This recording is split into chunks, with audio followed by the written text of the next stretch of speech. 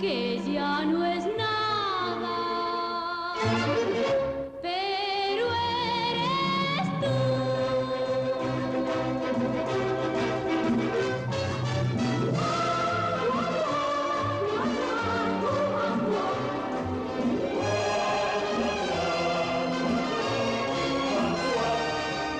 Llámame, llámame si lloras, llámame si pierdes el rumbo de tu vida. Cuenta siempre conmigo como el amigo que nunca olvida. Llámame, llámame si sufres, llámame si sientes que el mundo te abandona. Llámame y tu pecado será olvidado.